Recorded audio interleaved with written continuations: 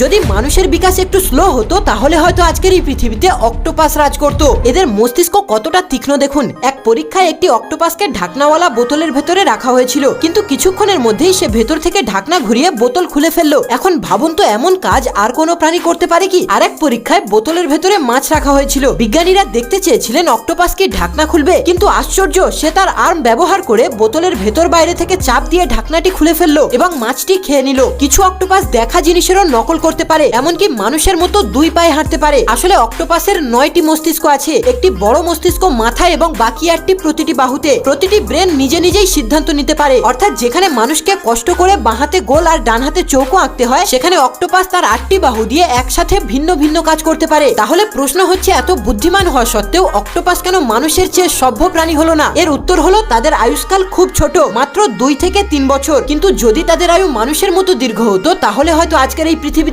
শাসন করতো অক্টোপাস।